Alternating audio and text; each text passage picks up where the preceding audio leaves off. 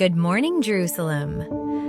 Or should I say, good morning to everyone who's pretending to be shocked, but secretly lives for scandal. Because believe me, Upper Kingdom, this next chapter is going to make your jaw drop harder than a Philistine at Goliath's funeral. You know you love me.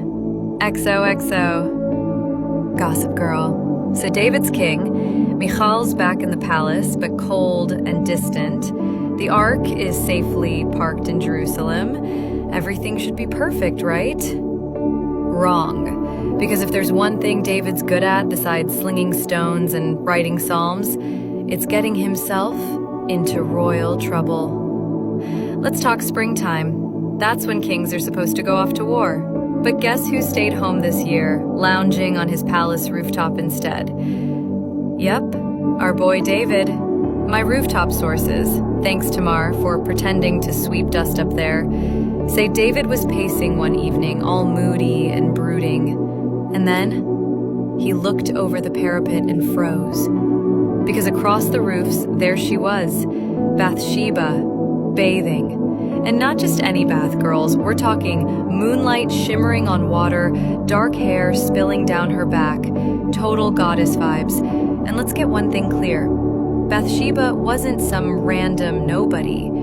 Her grandpa was Ahithophel, one of David's own royal advisors. Her dad was Eliam, one of David's warriors. Her husband, Uriah, also one of David's elite soldiers. So basically, she was palace adjacent. The Upper Kingdom's it girl. David sent messengers, find out who she is. They come back whispering, that's Bathsheba, wife of Uriah. So red flags all over the place. But did that stop David? Absolutely not. Next thing we know, Bathsheba's being ushered into the palace. And my girl Tamar swears she saw David send all the servants away that night.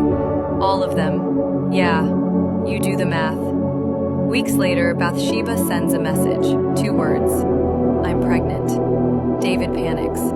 Suddenly, the warrior king is acting like a boy caught sneaking honey cakes. He tries to cover it up, sends for Uriah to come home from the battlefield, feeds him a feast, gives him gifts, tells him to wash his feet, which, let's be real, was ancient Hebrew for go home to your wife. But Uriah, loyal, honorable, refuses to sleep at home while his men are camping out in the fields. He slept at the palace gate instead. My brother said the servants were all whispering about it because awkward. David tries again, gets Uriah drunk, still doesn't work. So finally, David writes a letter, seals it, and sends it back to the battlefield in Uriah's own hand.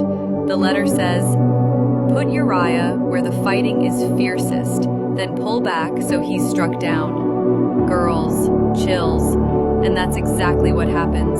Uriah dies in battle, but then, scandal on scandal. As soon as Bathsheba's mourning period ends, David marries her. Just like that, she's in the palace, swapping widow's veils for royal robes. And trust me, the palace corridors were buzzing. Michal, fuming. Abigail, silent, but probably raising an eyebrow. The other wives, scandalized. Servants whispering behind every pillar.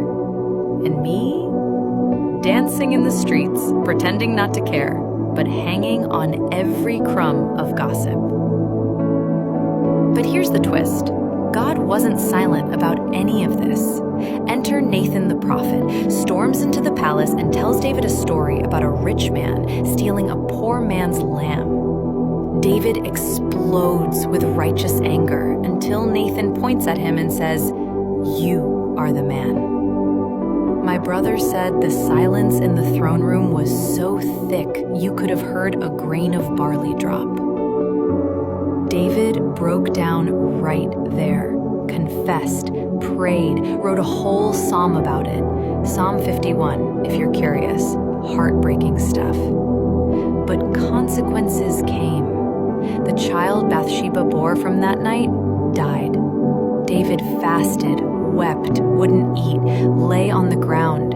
People tried to console him, but he wouldn't listen. It was the darkest week the palace palace ever saw. Yet somehow, from that same heartbreak came something unexpected.